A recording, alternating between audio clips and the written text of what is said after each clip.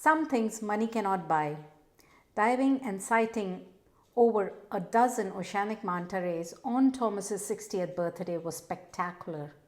However, the cherry on the cake was after the dive, surfacing in front of Bora Bora's iconic Otamanu, and the dive guide and all the other divers shouted in unison, "Happy birthday, Thomas." That was priceless, absolutely priceless. Hi, my name is Reena and I'm inviting you to a visual treat. What a party it was, where so many mantas showed up. An incredible dive.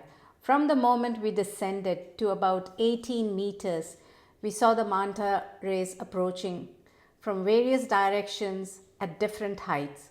It was challenging to capture everything on camera because of the wide scope of display. It was like a 360-degree dynamic stage full of action. At times I tried to shoot, but most times I just enjoyed the experience, living in the moment.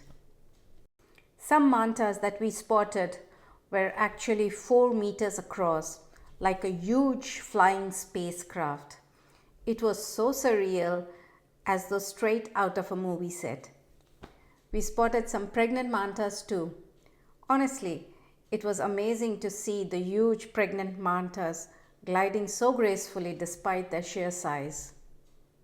Although mantas are massive, they feed mainly on plankton, and it is the plankton that causes poor visibility underwater.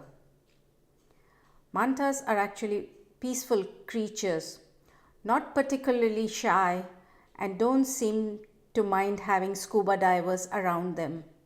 In fact, they come straight at you, but trust me, they are never threatening and they most certainly don't attack humans. Manta rays are intelligent, friendly, gentle giants that can grow up to 7 meters across. The little fish that you see always stuck to the manta is actually helping keep the mantas clean.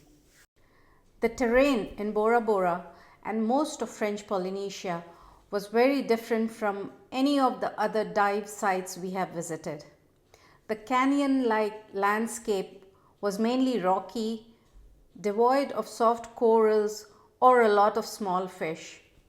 We saw a lot of hard corals, including some rose corals, and at times when the currents were strong, we stayed behind the rocks or held on to some hard surface.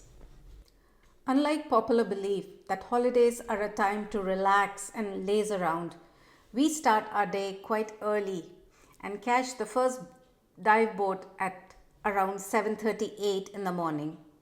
We gear up and have our briefing in the boat, and by the time we reach the dive site around 8:39, we are happy to get into the water.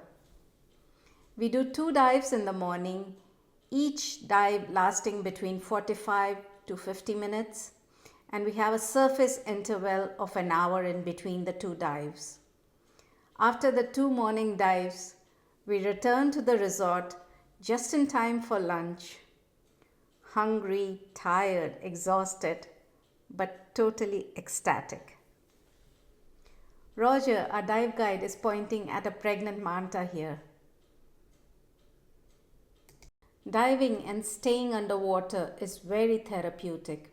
It does something to the brain as though you are in a meditative state. Everything happens at a very soft, relaxed, and leisurely pace. There's no sense of hurry, no chasing around, or frantic moments. Perhaps this is how life is meant to be. It's a totally different world out there. The cool blue waters are very calming to the mind and relaxing to the senses. You reach a state of total zen. So, what do you think? Did you enjoy the mantas? Has this video intrigued your interest in diving? Would you like to give diving a try? Comment and let us know. what you think about Thomas's 60th birthday celebration with the Mantas. Thanks for watching and thanks for your time. Do subscribe if you like my videos. It does encourage me to continue making content from our adventures. Thanks for joining the party and being part of our celebration. Until the next one, take care.